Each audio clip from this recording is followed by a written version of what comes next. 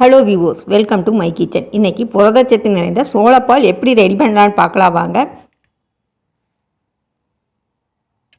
அதுக்கு அரை கப் அளவு சோளத்தை தண்ணியில் ஒரு 4-5 மணி நேரம் ஊற வச்சுக்கலாம்.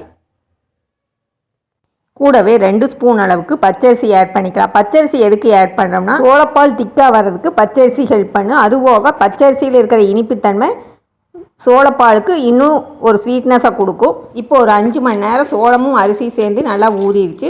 அதை நல்லா வாஷ் பண்ணிவிட்டு ஒரு மிக்ஸி ஜாரில் சேர்த்துக்கலாம்.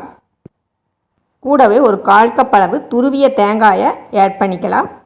தேங்காய் சேர்த்தும் போது சோளப்பால் இன்னுமே டேஸ்ட்டாக இருக்குது. அதுபோக ஒரு திக்னஸும் கிடைக்கும். அதுக்காக நாம் தேங்காயை ஆட் பண்ணிக்கிறோம். இது கூட தேவையான அளவு தண்ணி சேர்த்து நல்லா நைஸாக அரைச்சி எடுத்துக்கிறோம். இப்போ பால் அரைச்சாச்சு. அதை ஒரு வடிகட்டியில் நல்லா புழிஞ்சு எடுத்துக்கலாம். இல்லைன்னா நல்ல நைஸான வெள்ளை துணியில் கூட நீங்கள் பாலை பிழிஞ்சு எடுத்துக்கலாம்.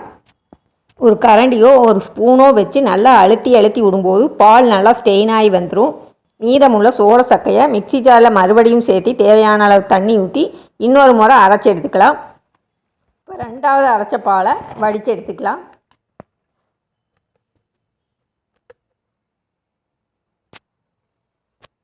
இப்போ நம்மளுக்கு 2 டம்ளர் அளவுக்கு பால் கிடச்சிருக்குது. இது கூட அரை கப் அளவுக்கு வெல்லத்தை பொடிச்சு சேர்த்திக்கலாம். வெல்லத்தை துருவி கூட நீங்கள் ஆட் பண்ணிக்கலாம். இந்த பாலை கரண்டியில் நல்லா மிக்ஸ் பண்ணி விட்டு அடுப்பில் வச்சுக்கலாம். அடுப்பில் வச்சு ஒரு கொதி வந்ததுக்கப்புறம் ஆஃப் பண்ணிக்கலாம். இப்போ பாருங்கள், நல்லா பால் திக்காயிடுச்சு. இதில் 2 பாதாமை கட் பண்ணி சேர்த்திருக்கேன். நீங்கள் உங்களுக்கு என்ன நட்ஸ் பிடிக்குமோ அதை இது கூட ஆட் பண்ணிக்கலாம். இந்த பால் உங்களுக்கு இன்னும் லிக்விடாக வேணும்னா பசும்பால் கூட இது கூட 1 டம்ளர் அளவுக்கு ஆட் பண்ணிக்கலாம். இல்லைன்னா ஹாட் வாட்டர் கூட 1 டம்ளர் ஆட் பண்ணி நல்ல லிக்விட் கன்சிஸ்டன்சியில் நீங்கள் சேவ் பண்ணிக்கலாம். இந்த ரெசிபிக்கு கலர் வேணும்னு விரும்பினா கொஞ்சம் குங்குமப்பூவை பாலில் ஊற வச்சு இது கூட ஆட் பண்ணிக்கலாம். லைட் எல்லோ நிறத்தை ரெசிபிக்கு கொடுக்கும். இப்போவே வெள்ளை சேர்த்ததுனால ஒரு லைட் எல்லோ கலர் நம்மளுக்கு கிடச்சிருக்குது. இதனால் எக்ஸ்ட்ரா கலர் எதுவும் நான் ஆட் பண்ணல.